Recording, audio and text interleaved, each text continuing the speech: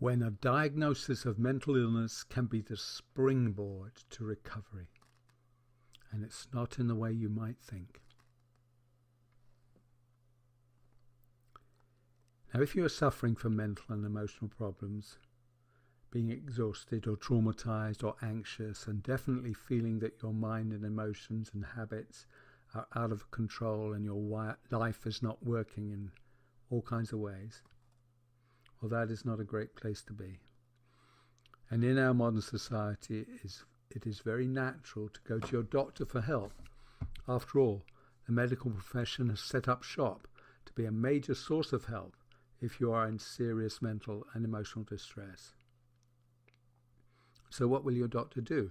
Well, he or she will either deal with you directly by prescribing antidepressants or sleeping pills, or he or she will refer you on to a professional in mental illness, a psychiatrist, a psychologist, or a counselor therapist. In any event, at the end of this, you will have a diagnosis of a mental illness and some program of treatment. But what does this mean? Well, it means choosing from an enormous list of hundreds, which are all contained in the latest DSM. They're up to DSM number 5. And here is a small selection of the mental illnesses that DSM has identified. Disruptive mood dysregulation disorder, binge eating disorder, generalized anxiety disorder, and so many more. Now, the diagnosis may very well kind of make sense to you, and that it must indeed be the case that you do have a mental illness. And as you think that, you can be forgiven for pondering about the nature of physical disorders, infections, illnesses, and so on that you've endured. And it might well be a relief to know, or to believe that you know, that there is an explanation for why you are feeling so crap and out of control. It is that you are ill, just like when you had that terrible flu a few winters ago. But now, thank goodness, you are in the hands of experts. But, and this is a really big but, this diagnosis of mental illness is not in any way comparable or similar to a diagnosis of a physical illness.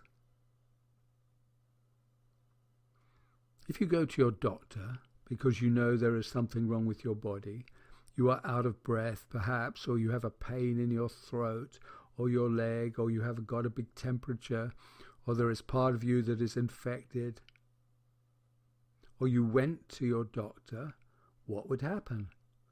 Well, you would be very carefully observed. Questions will be asked.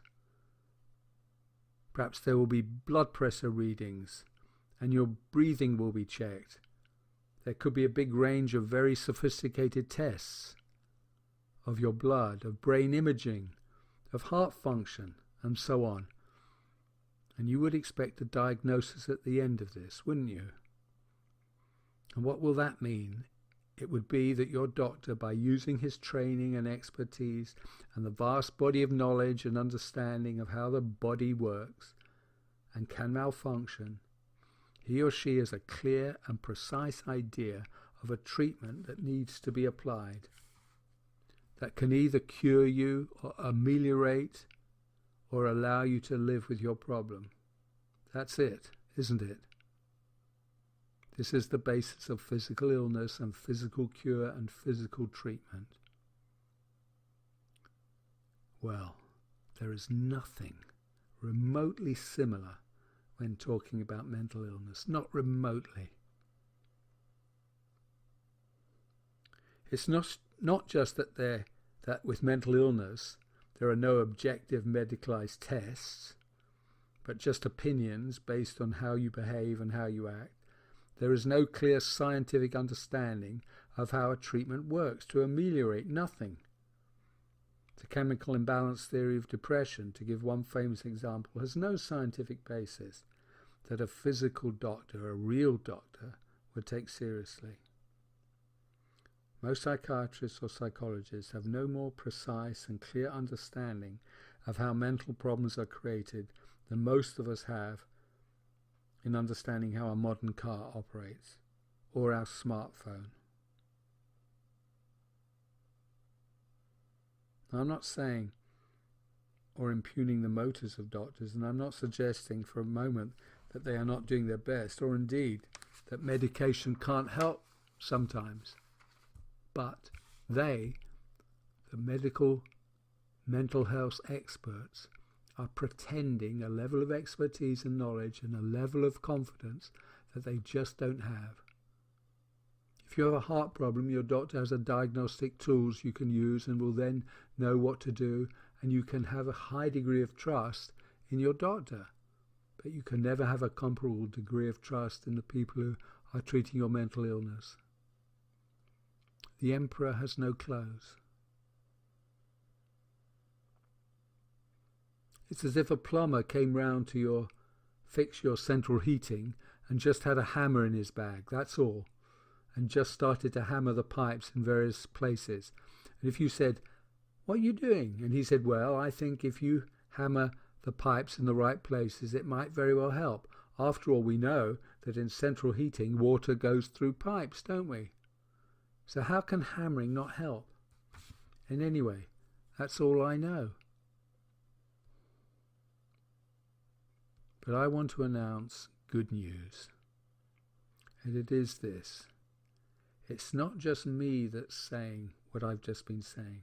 Many psychiatrists and psychologists in the mental health field also know that the emperor lacks clothes.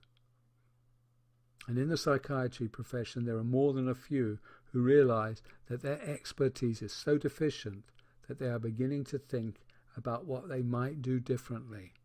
And this minority are not anyway asking or any more asking the question, what is wrong with you, but instead wanting to know your story. What is your story? Not what is wrong with you, but more important, what happened to you, how it affected you, how did you make sense of it, and how did you deal with it to survive it and try to thrive. Is this what mental illness is really about? And what if what you tried did not really work, so you became even more anxious or exhausted or traumatized? And what if you then found unhealthy ways to deal with all of this, such as by the suppression of feelings, or by overwhelming obsessions or addictions, or by internalizing feelings into an overactive imagination and paranoia? What then? And finally, how might it be if in consequence of all this your life began to seriously unravel? Work became difficult, human relationships were breaking down, your family began to disintegrate and leave you, and you lacked finance and support and help. What then? Well, you will be succumbing to a mental illness of some kind. Does this make sense? Well, I have great news. There is so much you can do to change your story, or to clear away the bits that you don't like, or add bits that make it all work better together. Trust me, because I know. And if you enjoyed this first effort, then do subscribe and pass the information on. There will be much more over the weeks and months, what you can do to correct and make best use of